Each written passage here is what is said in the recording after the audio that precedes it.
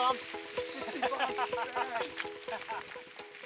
Well, the idea of Break the Boundary started in 2012, and really after my injury in 2008, I wanted an outlet to re-engage in the outdoors. I wanted to go off-road onto trails. I was very passionate about that before my injury. And there was a big gap in the market. No one was providing any programs, there wasn't any equipment around, so we really just had to try and figure things out for ourselves. And so I started Break the Boundary as a website just for information. With the help of Wheelchair Sports at the time, now Rebound WA, we did some fundraising to generate enough money to purchase some off-road mountain bikes. From there I competed in Cape to Cape to sort of promote the sport a little bit, and I guess people with disabilities and their capabilities. For most of us at mountain biking, you know, it's a few things. You know, it gets you engaged with nature, I think, which is critically important in this day and age. I think there's plenty of studies that talk about how it impacts your well-being when you're out in nature. I think in Australia particularly we have a really strong connection with nature and with our flora and fauna, and so mountain biking really allows you to do that in a really positive way. Our project here in Kalamunda started beginning of last year actually, yes.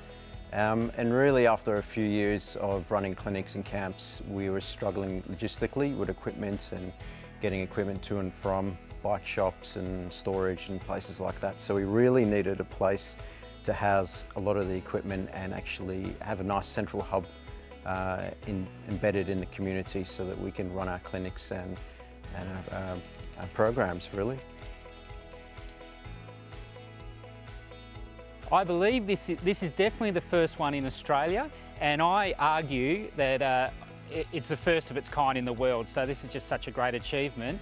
I think what we would love to do as an organisation is to get this across Australia and to have hubs throughout Australia and all the states, and but also then within the state we need to get some hubs going as well. So we would love to see another 1 or 2 hubs get set up in Perth once we get the resources, and with all our stakeholders involved, I think we can do that somewhere down south in Western Australia in the near future.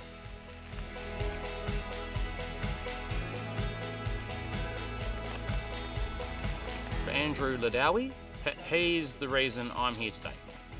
He's been the driving force between getting these adaptive mountain biking. He's made it a thing where it wasn't before, so he's an inspiration, he really is.